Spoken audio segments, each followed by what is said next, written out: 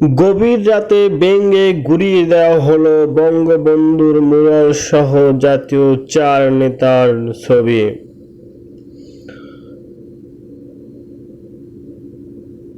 বর্তমান সরকার এবং বৈষম্য বিরোধী ছাত্র আন্দোলন 1971 সালের স্বাধীনতার যুদ্ধকে বিশ্বাস করে না বলেই তারা এখন বাংলাদেশের সার্বভৌমত্বকে টিকিয়ে রাখতে চায় না। তারা 1971 সালের সব স্মৃতিকে মুছে দিতে চায়, এক এক করে সবাইকে ধ্বংস করে দিতে চায়।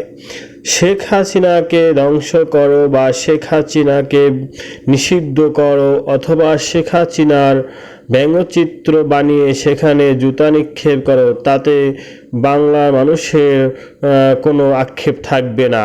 কিন্তু তোমরা বঙ্গবন্ধু শেখ মুজিবুর রহমানের প্রতিকৃতিতে জুতা নিক্ষেপ করবে, তার মুরাল ভাঙবে, তার মূর্তি, তার ভাস্কর্য সব ধ্বংস করে দিবে। তা কি এই বাংলার জনগণ মেনে নিবে? না, নিবে না। কি দোষ করেছে বঙ্গবন্ধু, কি দোষ করেছে জাতীয় 4 নেতা সৈয়দ নজরুল ইসলাম, তাজউদ্দিন আহমেদ, আবুল হাসনাত মোহাম্মদ, কামরুজ্জামান, ক্যাপ্টেন মনসুর আলী? তারা তো দেশের জন্য যুদ্ধ করেছে, তারা দেশকে ভালোবেসে দেশের জন্য কাজ করেছে। আজকে তাদের অবস্থান তোমাদের পায়ের নিচে। ইতিহাস কখনো না বলে না, ইতিহাস ফিরে আসে বারবার।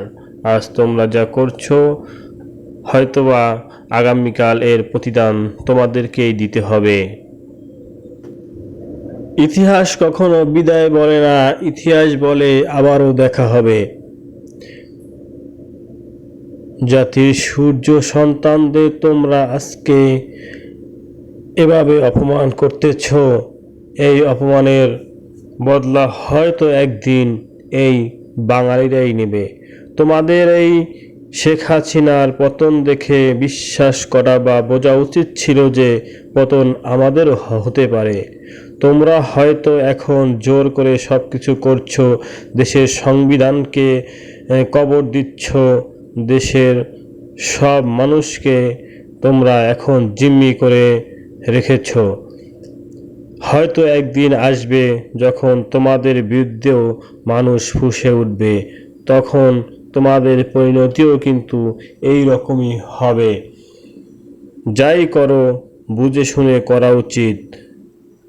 গায়ের জোর খাটিয়ে ক্ষমতা দেখিয়ে কোনো কিছু করা উচিত নয় বলে আমার মনে হয়।